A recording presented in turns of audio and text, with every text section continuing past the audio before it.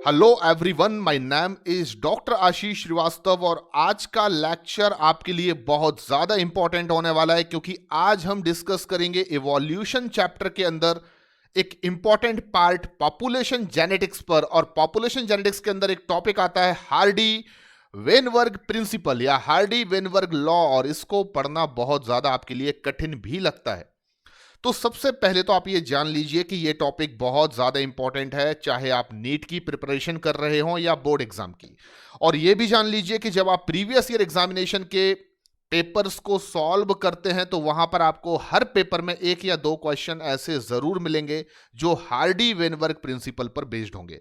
तो इस लेक्चर की इंपॉर्टेंस यहीं पर समझ में आ गई है हमें कि हमें ये टॉपिक पढ़कर ही जाना है। और इस टॉपिक के अंदर हम जितना भी डिस्कशन आज के इस लेक्चर में करेंगे उनके बेसिस पर आप वो सभी क्वेश्चन सॉल्व कर सकते हैं जो प्रीवियस ईयर एग्जामिनेशन में इस टॉपिक से पूछे गए।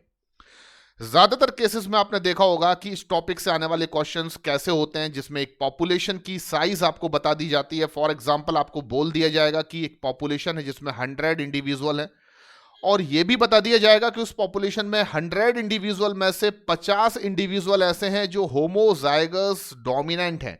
और फिर आपसे पूछ लिया जाएगा कि आपको बताना है कि इस पॉपुलेशन में डोमिनेंट अलील की और रेसेसिव अलील की फ्रीक्वेंसी क्या होगी।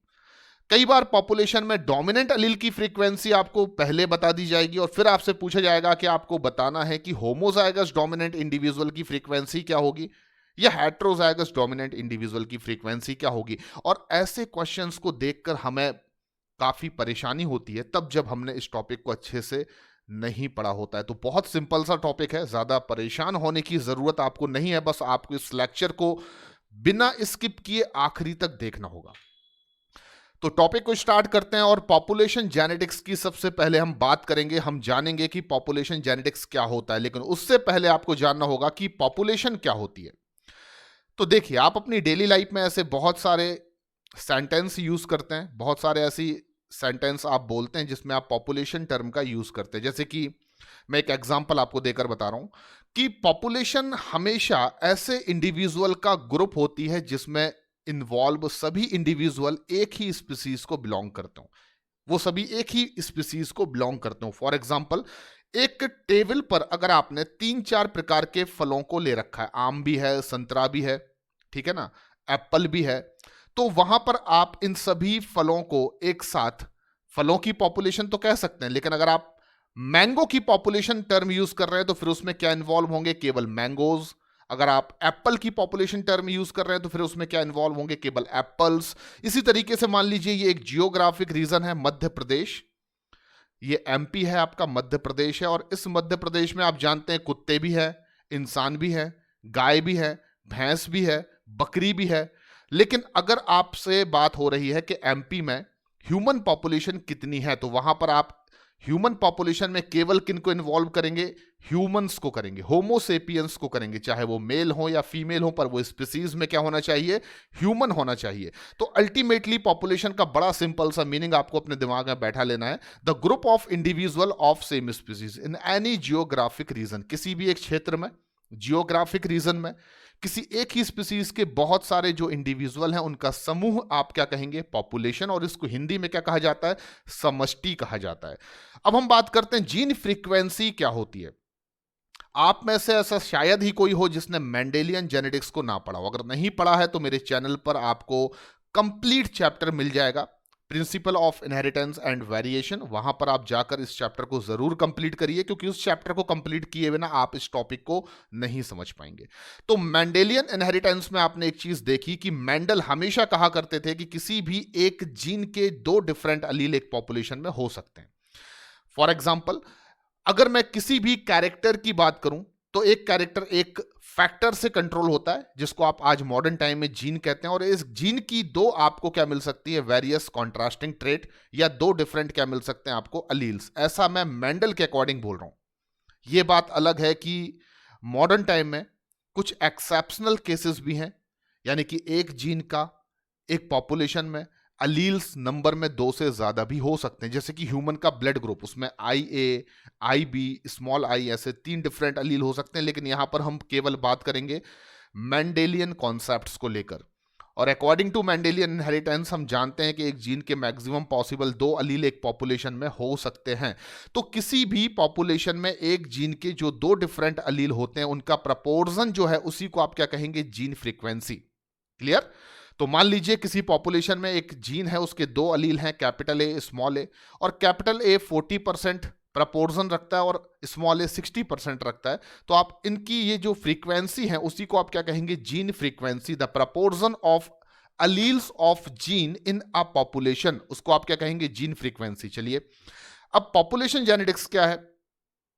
तो जब भी किसी पॉपुलेशन में आप जीन फ्रीक्वेंसी को स्टडी करते हैं, आप जब भी क्या करते हैं, किसी पॉपुलेशन में ये जानने की कोशिश करते हैं कि डोमिनेंट अलील की फ्रीक्वेंसी कितनी है, रेसेसिव अलील की फ्रीक्वेंसी कितनी है, होमोजाइगस डोमिनेंट इंडिविजुअल की फ्रीक्वेंसी कितनी है, heterozygous and homozygous recessive individual की फ्रीक्वेंसी कितनी है। तो जब आप इस तरह की कोई स्टडी करते हैं जिसमें आप पॉपुलेशन के अंदर जीन फ्रीक्वेंसी को स्टडी कर रहे होते हैं, तो आप उसी साइंस को क्या कहेंगे, पॉपुलेशन जेनेटिक्स। तो पॉपुलेशन जेनेटिक्स के अंदर जनरली हम लोग जीन फ्रीक्वेंसी को स्टडी करते हैं। क्लियर? अब मैं आपको यह बताना चाहता हूं कि अगर आपको किसी पॉपुलेशन की साइज पहले से पता है, आपको यह भी पता है कि उस पॉपुलेशन में होमोजाइगस डोमिनेंट और हेट्रोजाइगस डोमिनेंट इंडिविजुअल कितने हैं या होमोजाइगस रेसेसिव इंडिविजुअल कितने हैं, तो आप कैसे उस पॉपुलेशन में डोमिनेंट और रेसेसिव अलील की फ्रीक्वेंसी को कैलकुलेट कर सकते हैं, वो भी बिना किसी हार्डी वेनबर्ग प्रिंसिपल का उपयोग किए। तो सबसे पहले मैं आपको एक सिंपल से तरीके से, मैनुअल तरीके से यह समझाने की कोशिश करता हूं कि हम डोमिनेंट और रेसेसिव अलील की फ्रीक्वेंसी को फाइंड आउट कैसे कर सकते हैं, वो भी बिना किसी हार्डी वेनबर्ग प्रिंसिपल का या फॉर्मूला का यूज किए बिना। तो देखिए, एक पॉपुलेशन आपको दी जा रही है जिसमें टोटल नंबर ऑफ इंडिविजुअल है 100, और उस पॉपुलेशन में 100 इंडिविजुअल में से 50 इंडिविजुअल ऐसे हैं जो होमोजाइगस डोमिनेंट हैं, 20 इंडिविजुअल ऐसे हैं जो हेट्रोजाइगस डोमिनेंट हैं, और 30 इंडिविजुअल ऐसे हैं जो होमोजाइगस रेसेसिव हैं। तो आपको क्या डिटरमाइन करना है, इस पॉपुलेशन में डोमिनेंट और रेसेसिव अलील की फ्रीक्वेंसी को आपको पता करना है। तो देखिए, सबसे पहले मैं जो चीजें नोन है उनको लिख लेता हूं। Total population 100, homozygous dominant 50, heterozygous dominant 20 और होमोजाइगस रेसेसिव इंडिविजुअल कितना है, 30। एक चीज हमेशा याद रखिए, अगर पॉपुलेशन में 100 इंडिविजुअल हैं तो हम जिन इंडिविजुअल की बात कर रहे हैं वो डिप्लॉयड इंडिविजुअल होंगे और उनके पास हर एक जीन की 2 कॉपी प्रेजेंट होंगी, यानी कि एक जीन की 2 कॉपी प्रेजेंट होंगी, 2 अलील प्रेजेंट होंगे, क्योंकि वो ऑर्गेनिज्म क्या है, डिप्लॉयड। उसके पास होमोलोगस पेयर ऑफ क्रोमोसोम होंगे। इस तरीके से जो भी ऑर्गेनिज्म डिप्लॉयड होगा उसके पास इस तरीके से होमोलोगस पेयर क्या होगा, क्रोमोसोम का। और उस होमोलोगस पेयर ऑफ क्रोमोसोम में अगर एक कोई जीन यहां पर प्रेजेंट है किसी कैरेक्टर का, तो दूसरे क्रोमोसोम पर भी सेम लोकेशन पर उसी कैरेक्टर का जीन की एक एक्स्ट्रा कॉपी प्रेजेंट होगी, जिन्हें हम आपस में क्या कह सकते हैं, अलील। अगर वो एक समान अलील हैं तो होमोजाइगस कहेंगे आप, अगर वो डिफरेंट हैं तो आप उनको हेट्रोजाइगस कहेंगे। तो ये चीजें आप पहले से भी जानते हैं। तो पॉपुलेशन की साइज 100 है, इसका मतलब total number of Aleel population में कितने होंगे, total number of Aleel population में हो जाएंगे 200। कैसे? आपने 100 इंटू 2 कर दिया 200, क्योंकि एक इंडिविजुअल के पास नंबर में कितने अलील होंगे, 2। अब होमोजाइगस डोमिनेंट इंडिविजुअल हैं 50, यानी कि 50 इंडिविजुअल ऐसे हैं जिनके पास जीनोटाइप है होमोजाइगस डोमिनेंट, यानी कि वो अपने होमोलोगस पेयर ऑफ क्रोमोसोम पर जो 2 अलील रखते हैं वो दोनों ही अलील एक समान है और साथ में वो डोमिनेंट है, यानी कि कैपिटल ए। तो ऐसे इंडिविजुअल जो होमोजाइगस डोमिनेंट है उनके पास टोटल नंबर ऑफ अलील कितने होंगे, 100, और वो क्योंकि एक समान है, डोमिनेंट है, तो कैपिटल ए यानी कि डोमिनेंट अलील की फ्रीक्वेंसी होमोजाइगस डोमिनेंट इंडिविजुअल के पास कितनी हो जाएगी, यहां पर आप देख सकते हैं 100। तो जो भी इंडिविजुअल होमोजाइगस डोमिनेंट है उनके पास total number of dominant allele कितने हैं, 100 है। इसी तरीके से हेट्रोजाइगस डोमिनेंट इंडिविजुअल हैं 20। अब क्योंकि ये हेट्रोजाइगस डोमिनेंट है, इसका मतलब एक क्रोमोसोम पर कैपिटल ए है तो दूसरे क्रोमोसोम पर जो अलील होगा वो स्मॉल ए होगा। तो 20 ही क्या होंगे, डोमिनेंट अलील ऐसे इंडिविजुअल के पास, और 20 ही क्या होंगे, स्मॉल अलील। ये चीज भी आप समझ गए होंगे। और होमोजाइगस रेसेसिव इंडिविजुअल है 30, जिनके पास दोनों ही अलील क्या है, स्मॉल ए, और टोटल नंबर ऑफ स्मॉल ए अलील ऐसे इंडिविजुअल के पास कितने हो जाएंगे, आप याद रखिए 60। तो स्मॉल ए अलील कितने हो जाएंगे ऐसे इंडिविजुअल के पास, 60। क्लियर? तो यहां पर मैं चीजों को लिख देता हूं। Total number of dominant Aleel population में कितने कैलकुलेट किया आपने? 120। टोटल नंबर ऑफ रेसेसिव अलील कितने पॉपुलेशन में आपने कैलकुलेट किए? 80। कैसे आया देखिए, यहां पर आप देख सकते हैं जो होमोजाइगस डोमिनेंट है उनके पास 100 डोमिनेंट अलील हैं और जो हेट्रोजाइगस डोमिनेंट है उनके पास 20 डोमिनेंट अलील हैं। तो 100 प्लस 20 आपने कर दिया, हो गया 120। और स्मॉल ए यानी कि रेसेसिव अलील टोटल पॉपुलेशन में कितने हैं? 80। कैसे कैलकुलेट किया? तो जो होमोजाइगस रेसेसिव है उनके पास 60 है और जो हेट्रोजाइगस डोमिनेंट है उनके पास 20 है। तो आपने 60 प्लस 20 कर दिया, आंसर आ गया 80। अब आप आसानी से निकाल सकते हैं डोमिनेंट और रेसेसिव अलील की फ्रीक्वेंसी। देखिए कैसे, अगर आपको डोमिनेंट या रेसेसिव अलील की फ्रीक्वेंसी निकालना है तो आप एक चीज और जान लीजिए कि टोटल नंबर ऑफ अलील कितने होंगे पॉपुलेशन में? 200, क्योंकि 100 लोगों की पॉपुलेशन है। तो अब हम देख सकते हैं कि डोमिनेंट अलील की फ्रीक्वेंसी को हम आसानी से निकाल सकते हैं। कैसे? Total number of dominant Aleel divided कर दीजिए आप किससे? टोटल अलील से। तो मैं 120 को डिवाइडेड कर दूंगा 200 से, इसको सिंप्लीफाइड करूंगा 60/100, तो आंसर आपका कितना आ जाएगा? 0.6। उसी तरीके से मैं अगर स्मॉल ए यानी कि रेसेसिव अलील की फ्रीक्वेंसी को निकालना चाहता हूं तो बड़ा आसान है। रेसेसिव अलील टोटल नंबर में कितने हैं पॉपुलेशन में? 80 और टोटल अलील कितने हैं? 200। इसको सिंप्लीफाइड करूंगा 40/100 और आपका आंसर आ जाएगा 0.4। तो यहां पर आप देख सकते हैं कि जो डोमिनेंट अलील की फ्रीक्वेंसी आपने कैलकुलेट की डेट इज 0.6 और जो रेसेसिव अलील की फ्रीक्वेंसी आपने कैलकुलेट की डेट इज 0.4 और इन दोनों का सम टोटल हमेशा क्या होगा? 1।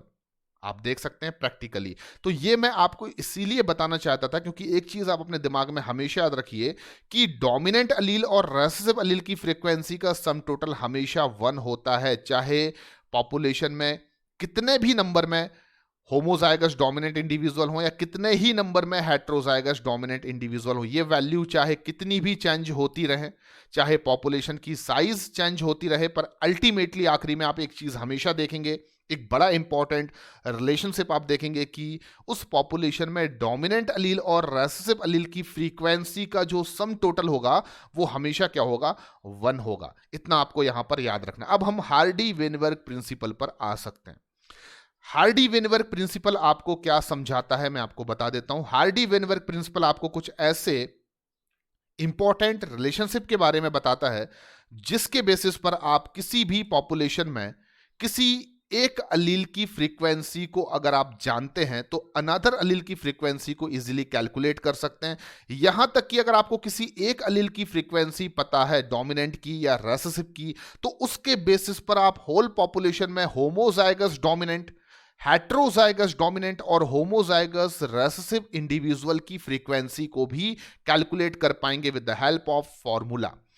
तो हार्डी-वेनबर्ग प्रिंसिपल के अकॉर्डिंगली आपको याद रखना है, इसकी डेफिनेशन आपको याद रखना है, ये प्रिंसिपल क्या कहता है, ये चीज आपको हमेशा याद रखना है।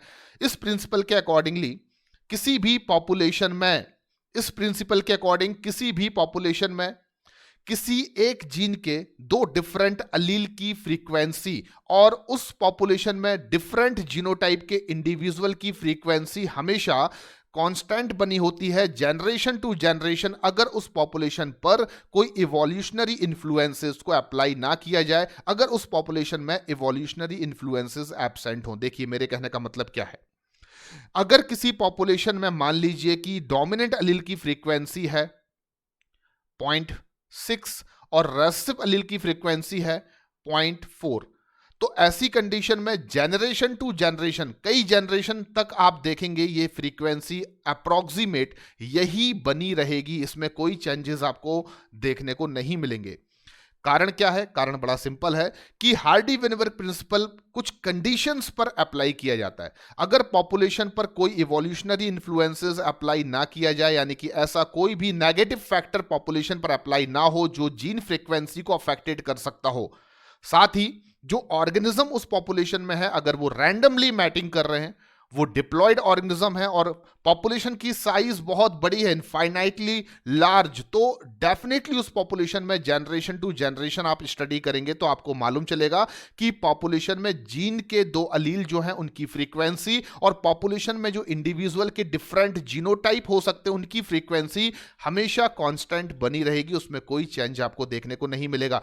लेकिन याद रखिए, अगर पॉपुलेशन पर कोई इवोल्यूशनरी इन्फ्लुएंसेस अप्लाई किया जाएगा तो फिर हार्डी वेनबर्ग प्रिंसिपल फॉलो नहीं होगा और जीन फ्रीक्वेंसी में चेंजेस आपको देखने को मिल सकते हैं, सडनली भी देखने को मिल सकते हैं या आप ग्रेजुअली ये चेंजेस देख सकते हैं। तो सबसे पहली इंपॉर्टेंट चीज, हार्डी वेनबर्ग प्रिंसिपल क्या है, आप कैसे याद रखेंगे, इसको मैं सिंपल वे में आपको समझा देता हूं, हिंदी में आपको बता देता हूं। अगर किसी पॉपुलेशन में कोई इवोल्यूशनरी इन्फ्लुएंसेस एब्सेंट रखा जाए, अप्लाई ना किया जाए, तो उस पॉपुलेशन में किसी जीन के दो डिफरेंट अलील की फ्रीक्वेंसी और उस पॉपुलेशन में डिफरेंट जीनोटाइप के इंडिविजुअल की frequency will remain constant from generation to generation. इसमें कोई भी परिवर्तन आपको देखने को नहीं मिलेगा। पर कंडीशंस क्या है, देखिए कंडीशंस फिक्स हैं। जिस भी पॉपुलेशन पर आप हार्डी वेनबर्ग प्रिंसिपल को अप्लाई कर रहे हैं फॉर द डिटर्मिनेशन और identification of frequency of genotype और अलील्स ऑफ जीन, उस पॉपुलेशन में हमेशा याद रखिए इंडिविजुअल्स कैसे होने चाहिए, डिप्लॉयड होने चाहिए, यानी कि 2n। डिप्लॉयड का मतलब आप सभी जानते हैं, 2n इंडिविजुअल होने चाहिए, जैसे कि हम डिप्लॉयड ऑर्गेनिज्म हैं और वो सेक्सुअली रिप्रोड्यूस कर रहे हों। ये सेक्सुअल रिप्रोड्यूसेबल ऑर्गेनिज्म पर कभी भी हार्डी वेनबर्ग प्रिंसिपल अप्लाई नहीं किया जा सकता, क्योंकि आप जानते हैं कि जो ऑर्गेनिज्म ये सेक्सुअली रिप्रोड्यूस करेंगे वो अपने आइडेंटिकल प्रोजेनीज को प्रोड्यूस करेंगे और यहां पर ऑर्गेनिज्म का रैंडम मैटिंग करना बहुत जरूरी है, उनका सेक्सुअली रिप्रोड्यूस होना बहुत जरूरी है। दूसरी इंपॉर्टेंट चीज, मैटिंग इज रैंडम, आपको सिलेक्टिव मैटिंग नहीं कराना है। देखिए रैंडम मैटिंग का मतलब क्या होगा, जैसे कि मान लीजिए किसी पॉपुलेशन में डोमिनेंट और रिसेसिव अलील की फ्रीक्वेंसी है 0.6 एंड 0.4 रिस्पेक्टिवली। अब आप जानबूझकर क्या कर रहे हैं कि जो होमोजाइगस डोमिनेंट इंडिविजुअल हैं उनकी मैटिंग होमोजाइगस डोमिनेंट इंडिविजुअल से ही करा रहे हैं, ना कि होमोजाइगस रेसेसिव या हेट्रोजाइगस रेसेसिव इंडिविजुअल से। तो ऑब्वियस सी बात है, ऐसी कंडीशन में जो डोमिनेंट अलील है उसकी फ्रीक्वेंसी आगे चलकर क्या होगी, बढ़ जाएगी और रेसेसिव अलील की फ्रीक्वेंसी क्या हो जाएगी, कम। तो मैटिंग सिलेक्टिवली नहीं होना चाहिए, मैटिंग कैसी होना चाहिए, रैंडमली होना चाहिए। और थर्ड इंपॉर्टेंट चीज, पॉपुलेशन की साइज इनफाइनाइटली लार्ज होना चाहिए, एक बड़ी पॉपुलेशन होना चाहिए। ऐसा क्यों जरूरी है, अगर किसी पॉपुलेशन की साइज बहुत छोटी होगी, फॉर एग्जांपल एक पॉपुलेशन में केवल 10 इंडिविजुअल हैं, तब उस पॉपुलेशन में डोमिनेंट अलील और रेसेसिव अलील की फ्रीक्वेंसी है 0.6 0.4। अगर मान लीजिए किसी नेचुरल आपदा की वजह से 10 में से 5 इंडिविजुअल की डेथ हो जाती है और वो 5 इंडिविजुअल जिनकी डेथ होती है मान लीजिए वो होमोजाइगस रेसेसिव थे, तो अचानक ऐसी कंडीशन में क्या होगा, डोमिनेंट अलील की फ्रीक्वेंसी जो है वो 100% हो जाएगी या एकदम से बहुत ज्यादा बढ़ जाएगी। पर पॉपुलेशन की साइज अगर ज्यादा होगी, सैंपल साइज अगर ज्यादा होगी, तो छोटे मोटे जो नेचुरल कह सकते हैं एक्सीडेंटल केसेस होंगे जिसकी वजह से कुछ इंडिविजुअल की डेथ हो जाए या कुछ इंडिविजुअल एलिमिनेट हो जाए फ्रॉम द पॉपुलेशन या माइग्रेट करके कहीं बाहर चले जाए, तो वो पॉपुलेशन में जो जीनोटाइप और जीन की फ्रीक्वेंसी है उसको अफेक्टेड नहीं कर पाएंगे। इसलिए इनफाइनाइटली लार्ज पॉपुलेशन होना बहुत ज्यादा जरूरी है। स्मॉल पॉपुलेशन पर हार्डी वेनबर्ग प्रिंसिपल को अप्लाई करने पर आपको रिजल्ट अफेक्टेड मिल सकते हैं। क्लियर हुआ बच्चों? अब हम बात करते हैं कि इवोल्यूशनरी इन्फ्लुएंसेस क्या होते हैं। देखिए हार्डी वेनबर्ग प्रिंसिपल में हमेशा याद रखिए, अगर आप कोई इवोल्यूशनरी इन्फ्लुएंसेस को अप्लाई कर देते हैं तो वो हार्डी वेनबर्ग प्रिंसिपल को अफेक्टेड कर सकता है, जीन की फ्रीक्वेंसी को अफेक्टेड कर सकता है। अब इवोल्यूशनरी इन्फ्लुएंसेस मतलब दुश्मन मतलब ऐसे फैक्टर्स हैं जो कि जीन की या एलील की फ्रीक्वेंसी को क्या कर सकते हैं, अफेक्टेड कर सकते हैं। और इवोल्यूशनरी इन्फ्लुएंसेस जितने भी हैं उनको आप आसानी से याद रख सकते हैं एक बड़े सिंपल से निमोनिक्स के थ्रू, एक बड़े सिंपल से ट्रिक के थ्रू। सिंपल सी ट्रिक क्या है, मामी जी नारी है, तो इसमें तो कोई डाउट नहीं है, आपकी जो मामी जी हैं वो नारी हैं, पुरुष तो नहीं हो सकते ना, मामा पुरुष होते हैं और मामी क्या होती हैं, नारी होती हैं, यानी कि फीमेल होती हैं।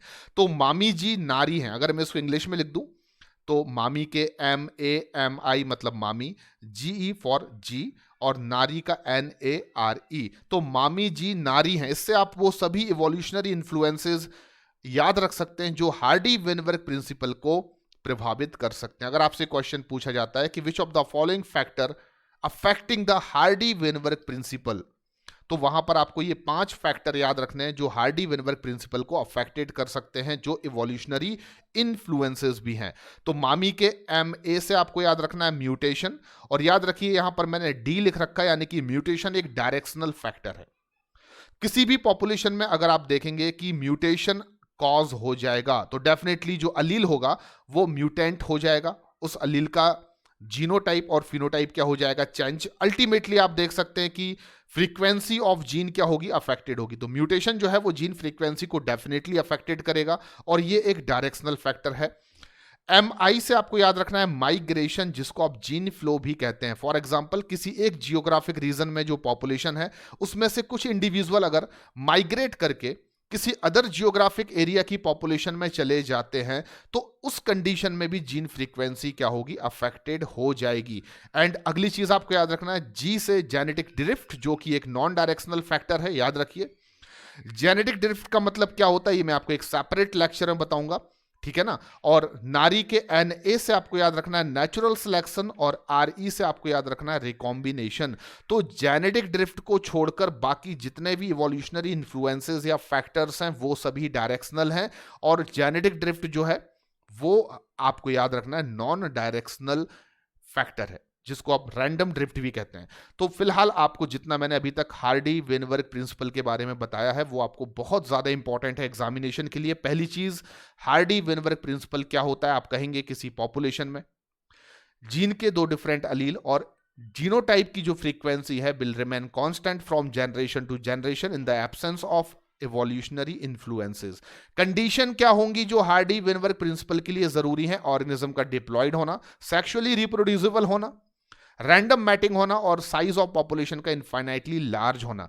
अफेक्टेड करने वाले फैक्टर्स क्या होंगे, मामी जी नारी हैं तो म्यूटेशन आ जाएगा, माइग्रेशन आ जाएगा, जेनेटिक ड्रिफ्ट आ जाएगी, नेचुरल सिलेक्शन आ जाएगा और रिकॉम्बिनेशन आ जाएगा। चलिए आगे बढ़ते हैं। अब हम बात करेंगे कि हार्डी वेनबर्ग प्रिंसिपल का यूज करके आप किसी पॉपुलेशन में जीनोटाइप और जीन के डिफरेंट अलील की फ्रीक्वेंसी को कैसे डिटरमाइन कर सकते हैं। यानी कि हार्डी वेनबर्ग प्रिंसिपल क्या है, थ्योरेटिकली तो आपने समझ लिया, पर मैथमेटिकली कुछ ऐसे फॉर्मूला यहां पर हम अप्लाइड करते हैं, ड्राइव्ड करते हैं, जिनके बेसिस पर आप किसी पॉपुलेशन में जो इंडिविजुअल हैं उनके जीनोटाइप की फ्रीक्वेंसी और उस पॉपुलेशन में किसी अलील यानी कि डोमिनेंट या रिसेसिव अलील की फ्रीक्वेंसी को आसानी से क्या कर सकते हैं, कैलकुलेट कर सकते हैं, डिटरमाइन कर सकते हैं। पूरे के पूरे इस मैथमेटिकल कॉन्सेप्ट को मैं आपको 5 स्टेप्स में समझाने वाला हूं। कितने स्टेप्स में समझाऊंगा, 5 स्टेप्स में। एक एक स्टेप को आपको नोट करना है, बहुत सिंपल से स्टेप्स हैं, समझने की कोशिश करना है, क्योंकि इन 5 स्टेप्स को अगर आपने अच्छे से तैयार कर लिया तो किसी भी क्वेश्चन पर इन स्टेप्स को अप्लाई करके आप डिटरमाइन कर सकते हैं या तो किसी जीन के अलील की फ्रीक्वेंसी को या उस पॉपुलेशन के जीनोटाइप, इंडिविजुअल के जीनोटाइप की फ्रीक्वेंसी को। बहुत सिंपल है। पहला स्टेप आपको याद रखना है, the frequency of alleles of a gene can be represented by. Hardy Weinberg principle में हमेशा किसी जीन के जो अलील्स होते हैं उनकी फ्रीक्वेंसी को हम लोग कुछ अल्फाबेट की हेल्प से रिप्रेजेंट करते हैं। फॉर एग्जांपल डोमिनेंट अलील की फ्रीक्वेंसी को हम रिप्रेजेंट करते हैं P के थ्रू और स्मॉल a यानी कि रिसेसिव अलील की फ्रीक्वेंसी को हम रिप्रेजेंट करते हैं Q के थ्रू। तो P का मतलब आप हमेशा याद रखिए क्या होता है, फ्रीक्वेंसी ऑफ डोमिनेंट अलील, और Q का मतलब क्या होगा, फ्रीक्वेंसी ऑफ रिसेसिव अलील। तो ये चीज आपकी फिक्स है, इसमें आपको कोई भी चेंज नहीं करना है। P का मतलब डोमिनेंट अलील की फ्रीक्वेंसी है और Q का मतलब रिसेसिव अलील की फ्रीक्वेंसी है। चलिए step number 2, the value of frequency of dominant allele and recessive allele. Hardy Weinberg principle के अकॉर्डिंगली किसी पॉपुलेशन में डोमिनेंट और रिसेसिव अलील की जो फ्रीक्वेंसी होगी उसकी वैल्यू के बारे में कुछ स्टेटमेंट आपको दिए जा सकते हैं, जैसे कि डोमिनेंट अलील की फ्रीक्वेंसी जिसको आप P से रिप्रेजेंट करते हैं वो हमेशा मैक्सिमम से मैक्सिमम होगी तो 1 होगी या फिर वो लेस देन 1 होगी, पर इससे ज्यादा नहीं हो सकती, क्योंकि आपने एक चीज पढ़ी थी अभी अभी कि P प्लस Q डोमिनेंट अलील की फ्रीक्वेंसी और रिसेसिव अलील की फ्रीक्वेंसी का सम टोटल हमेशा क्या होता है, 1 होता है। अगर किसी पॉपुलेशन में 100% इंडिविजुअल होमोजाइगस डोमिनेंट हैं तब उस कंडीशन में मैक्सिमम जो वैल्यू हो सकती है डोमिनेंट अलील की फ्रीक्वेंसी की वो क्या हो सकती है, 1। या फिर किसी पॉपुलेशन में कुछ इंडिविजुअल रिसेसिव भी हैं और कुछ डोमिनेंट हैं, तो उस कंडीशन में किसी भी डोमिनेंट अलील की जो फ्रीक्वेंसी होगी वो 1 से कम होगी। तो मैक्सिमम ये 1 हो सकती है या 1 से कम हो सकती है। कॉन्सेप्ट क्या है, क्योंकि दोनों ही अलील की फ्रीक्वेंसी का सम टोटल हमेशा क्या होता है, 1 होता है। तो सिमिलरली जो रेसेसिव अलील है उसकी फ्रीक्वेंसी को हम Q से रिप्रेजेंट करते हैं और इसकी वैल्यू भी क्या होगी, मैक्सिमम 1 या लेस देन 1। कॉन्सेप्ट क्लियर है? कॉन्सेप्ट इस बेसिस पर है क्योंकि हम सभी जानते हैं कि P plus Q is equal क्या होता है, 1। P प्लस क्यू का मतलब frequency of dominant allele and frequency of recessive allele हमेशा क्या होती है, 1 होती है। अब तीसरा कॉन्सेप्ट हम पढ़ते हैं यहां पर, तीसरा स्टेप आपको जो याद रखना है, if the frequency of one Aleel is known. अगर आपको किसी एक अलील की फ्रीक्वेंसी मालूम है पहले से, किसी पॉपुलेशन में आपको किसी एक अलील की फ्रीक्वेंसी पता है, या तो डोमिनेंट की पता है या फिर रेसेसिव की पता है, तो बड़ी आसानी से आप किसी दूसरे अलील की फ्रीक्वेंसी को कैलकुलेट कर सकते हैं बिना कोई टेंशन लिए। कैसे कर सकते हैं? हम जानते हैं P plus Q is equal 1 होता है। तो अगर आपको मान लीजिए कि P की फ्रीक्वेंसी को मालूम करना है और आपको Q की फ्रीक्वेंसी पहले से पता है, तो P की फ्रीक्वेंसी को आप कैलकुलेट कर सकते हैं कैसे, 1 माइनस Q से। अगर आपको P की फ्रीक्वेंसी कैलकुलेट करना है और आपको Q की फ्रीक्वेंसी पता है, फॉर एग्जांपल P की फ्रीक्वेंसी आपको नहीं पता है और Q की फ्रीक्वेंसी मान लीजिए 0.4 है, ये आपको पहले से पता है, तो आप कैसे मालूम कर सकते हैं? P इज इक्वल 1 माइनस 0.4, तो आपको आंसर मिल जाएगा P इज इक्वल 0.6, क्योंकि दोनों की फ्रीक्वेंसी का सम टोटल क्या होता है, 1। उसी तरीके से आपको अगर Q की फ्रीक्वेंसी को डिटरमाइन करना और आपको P की फ्रीक्वेंसी पता है, तो 1 माइनस P करके आप Q की फ्रीक्वेंसी को डिटरमाइन कर सकते हैं। तो बहुत सिंपल है। जब भी आप कोई न्यूमेरिकल क्वेश्चन सॉल्व करेंगे, आपको अगर किसी एक अलील की फ्रीक्वेंसी दी जा रही होगी तो आप दूसरे अलील की फ्रीक्वेंसी को आसानी से क्या कर पाएंगे, निकाल पाएंगे। कैसे निकाल पाएंगे? P is equal 1 minus Q, या आपको Q की निकालना है तो 1 माइनस P कर दीजिए। चलिए, फोर्थ नंबर का स्टेप जो आपको याद रखना है, फ्रीक्वेंसी ऑफ जीनोटाइप। हम केवल अलील की फ्रीक्वेंसी को ही नहीं, बल्कि उस पॉपुलेशन में जो डिफरेंट जीनोटाइप के इंडिविजुअल होंगे, कितने जीनोटाइप हो सकते हैं इंडिविजुअल के? देखिए, होमोजाइगस डोमिनेंट हो सकते हैं, हेटेरोजाइगस डोमिनेंट हो सकते हैं और होमोजाइगस रेसेसिव हो सकते हैं। तो आप आसानी से क्या कर सकते हैं कि जो इंडिविजुअल हैं उस पॉपुलेशन में, उनके जीनोटाइप की फ्रीक्वेंसी को भी डिटरमाइन कर सकते हैं। कैसे कर सकते हैं? देखिए, जैसे कि हमने देखा कि डोमिनेंट अलील की फ्रीक्वेंसी को हम कैसे रिप्रेजेंट करते हैं, P से, तो होमोजाइगस डोमिनेंट की फ्रीक्वेंसी को हम कैसे रिप्रेजेंट करेंगे, P स्क्वायर से। बहुत सिंपल है। उसी तरीके से रेसेसिव अलील की फ्रीक्वेंसी को आप कैसे रिप्रेजेंट करते हैं, Q से। तो होमोजाइगस रेसेसिव जीनोटाइप के इंडिविजुअल की फ्रीक्वेंसी को आप क्या लिख सकते हैं, Q स्क्वायर। और हमने सभी ने एक मैथमेटिक्स में एक बड़ी ही पॉपुलर इक्वेशन पढ़ी है, P प्लस क्यू का whole square is equal P square plus 2PQ plus Q square. इसको हम बचपन में ऐसे पढ़ते थे ना, हम बायो के बच्चे हैं, पर इतना तो हमने पढ़ा है कि x प्लस वाई का होल स्क्वायर क्या होता है, X square plus 2xy plus Y square. तो यहां पर हम लिख सकते हैं कि P प्लस Q का whole square is equal P square plus 2PQ plus Q square, और उसकी वैल्यू हमेशा क्या होगी, 1। तो अगर मैं कहूं कि P square homozygous dominant individual का जीनोटाइप है, Q square homozygous recessive individual का जीनोटाइप है, तो हेटेरोजाइगस डोमिनेंट इंडिविजुअल के जीनोटाइप को हार्डी वेनबर्ग प्रिंसिपल में हम कैसे रिप्रेजेंट करेंगे, 2PQ। क्लियर हो गया बच्चों? P स्क्वायर बराबर होमोजाइगस डोमिनेंट माना जाएगा, Q square is equal homozygous recessive माना जाएगा, जबकि हेटेरोजाइगस डोमिनेंट को आप कैसे कैलकुलेट करेंगे, 2PQ से। क्लियर? अभी मैं न्यूमेरिकल क्वेश्चन आपको सॉल्व कराऊंगा, आपको बड़े आसानी से समझ में आने वाला है। और फिफ्थ नंबर का जो स्टेप है वो आपको याद रखना है, genotype frequencies in any population is depend on frequency of allele in random mating. देखिए, बहुत इंपॉर्टेंट पॉइंट है जो आपकी किताब में डायरेक्टली नहीं दिया गया है। किसी भी पॉपुलेशन में अगर रैंडम मैटिंग हो रही है, आप हार्डी वेनबर्ग प्रिंसिपल को फॉलो कर रहे हैं, तो वहां पर आपको याद रखना है कि जीनोटाइप की जो फ्रीक्वेंसी होगी वो कहीं ना कहीं अलील की फ्रीक्वेंसी पर ही निर्भर करेगी। मेरे कहने का मतलब बहुत सिंपल है, अगर किसी पॉपुलेशन में डोमिनेंट अलील की फ्रीक्वेंसी 100 है, 100% है, कितनी है, 100%, यानी कि 1।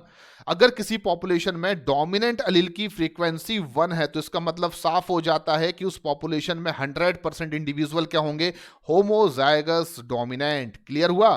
तो जो भी किसी पॉपुलेशन में डोमिनेंट या रेसेसिव अलील की फ्रीक्वेंसी होगी, वह कहीं ना कहीं निर्धारित करेगी उस पॉपुलेशन में जीनोटाइप की फ्रीक्वेंसी को भी, इंडिविजुअल के जीनोटाइप की फ्रीक्वेंसी को भी। और ऑब्वियस सी बात है, यही कारण है कि अगर आपको किसी डोमिनेंट या किसी रेसेसिव अलील की फ्रीक्वेंसी पहले से पता है तो आप बड़े आसानी से उस पॉपुलेशन में जो डिफरेंट जीनोटाइप के इंडिविजुअल हो सकते होंगे, for example homozygous dominant, heterozygous dominant या होमोजाइगस रेसेसिव, उनकी फ्रीक्वेंसी को कैलकुलेट कर पाएंगे। एक रिलेशनशिप मैं आपको दे रहा हूं, मान लीजिए कि डोमिनेंट अलील की फ्रीक्वेंसी ग्रेटर देन रेसेसिव अलील। अगर डोमिनेंट अलील की फ्रीक्वेंसी रेसेसिव अलील की फ्रीक्वेंसी से ज्यादा है तो ऑब्वियस सी बात है उस कंडीशन में होमोजाइगस डोमिनेंट और हेटेरोजाइगस डोमिनेंट इंडिविजुअल का sum total homozygous recessive individual के सम टोटल से या टोटल से क्या होगा, ज्यादा होगा। देखिए, अगर frequency of dominant allele greater than frequency of recessive allele, तब उस कंडीशन में जो होमोजाइगस डोमिनेंट इंडिविजुअल की फ्रीक्वेंसी होगी और जो हेटेरोजाइगस डोमिनेंट इंडिविजुअल की फ्रीक्वेंसी होगी, इनका सम टोटल किससे ज्यादा होगा, होमोजाइगस रेसेसिव इंडिविजुअल की फ्रीक्वेंसी से। क्लियर हो गई बात। उसी तरीके से अगर मान लीजिए किसी पॉपुलेशन में रेसेसिव अलील की फ्रीक्वेंसी ज्यादा है, किससे, डोमिनेंट अलील से, यानी कि Q ग्रेटर देन P, तो उस कंडीशन में आप देख सकते हैं जो होमोजाइगस रेसेसिव इंडिविजुअल होंगे और जो हेटेरोजाइगस डोमिनेंट इंडिविजुअल होंगे, इनका सम टोटल ज्यादा होगा किससे, होमोजाइगस डोमिनेंट इंडिविजुअल से। तो कहीं ना कहीं किसी पॉपुलेशन में जो अलील हैं डोमिनेंट या रेसेसिव, उनकी फ्रीक्वेंसी ही डिटरमाइन करती है उस पॉपुलेशन के डिफरेंट इंडिविजुअल के जीनोटाइप की फ्रीक्वेंसी को। ये चीजें आपस में म्यूचुअल हैं, एक दूसरे पर निर्भर करती हैं। और दैट इज द रीजन कि हम जब भी किसी पॉपुलेशन पर हार्डी वेनबर्ग प्रिंसिपल को अप्लाई करते हैं तो हम एक सिंगल वैल्यू से यानी कि अगर आपको केवल डोमिनेंट अलील की वैल्यू दे दी जाए 0.4, तो आप आसानी से केवल इसके बेसिस पर रेसेसिव अलील की, यहां तक कि होमोजाइगस डोमिनेंट जीनोटाइप की, हेटेरोजाइगस डोमिनेंट जीनोटाइप की और होमोजाइगस रेसेसिव जीनोटाइप की, इन सभी की वैल्यू को आसानी से क्या कर पाते हैं, कैलकुलेट कर पाते हैं on the basis of single value. आपको सिंगल अलील की फ्रीक्वेंसी दे दी जाएगी और आप सब कुछ पता कर ले जाएंगे हार्डी वेनबर्ग प्रिंसिपल के बेसिस पर। तो दो चीजें आप हमेशा याद रखिए, P plus Q is equal 1 होता है, P plus Q is equal 1 होता है अगर आपको किसी एक अलील की फ्रीक्वेंसी पता है। फॉर एग्जांपल आपको Q की फ्रीक्वेंसी पता है, रेसेसिव अलील की फ्रीक्वेंसी पता है, तो आप डोमिनेंट अलील की फ्रीक्वेंसी को कैलकुलेट कर सकते हैं, P is equal 1 minus Q। और अगर आपको मान लीजिए कि डोमिनेंट अलील की फ्रीक्वेंसी पता है तो आप रेसेसिव अलील की फ्रीक्वेंसी को कैलकुलेट कर सकते हैं, Q is equal 1 minus P। इसी तरीके से आपको याद रखना है कि जीनोटाइप की फ्रीक्वेंसी को रिप्रेजेंट किया जाता है होमोजाइगस डोमिनेंट मतलब P स्क्वायर, होमोजाइगस रेसेसिव मतलब Q स्क्वायर और हेटेरोजाइगस डोमिनेंट मतलब 2PQ। और हमेशा याद रखिए कि P प्लस Q का whole square is equal P square plus 2PQ plus Q square is equal 1। यानी कि अगर आपको किसी एक जीनोटाइप के बारे में ज्ञान है, मालूम है, तो आप बाकी जीनोटाइप को भी कैलकुलेट कर सकते हैं बड़े आसानी से। तो हम एक क्वेश्चन को सॉल्व करते हैं और इस क्वेश्चन को सॉल्व करके आप जितना भी सीख चुके हैं वो सब कुछ रिवाइज हो जाएगा। एप्लीकेबल करेंगे हम इन सभी कॉन्सेप्ट्स को, इन पांचों स्टेप्स को इस क्वेश्चन पर। क्वेश्चन में क्या पूछा जा रहा है, what is the frequency of heterozygote. आपको हेटेरोजाइगस इंडिविजुअल की फ्रीक्वेंसी को बताना है, ये आपके क्वेश्चन में पूछा जा रहा है। दिया क्या जा रहा है, आपको केवल दिया जा रहा है कि जितने भी डोमिनेंट फिनोटाइप के इंडिविजुअल पॉपुलेशन में है वो है 0.19। देखिए, एक पॉपुलेशन है जिसमें रैंडमली मैटिंग हो रही है, यानी कि आप इसमें हार्डी वेनबर्ग प्रिंसिपल को अप्लाई कर सकते हैं क्योंकि रैंडम मैटिंग पॉपुलेशन है। उसमें आपको बताया जा रहा है कि जो डोमिनेंट फिनोटाइप के इंडिविजुअल हैं वो है 0.19 डोमिनेंट फिनोटाइप।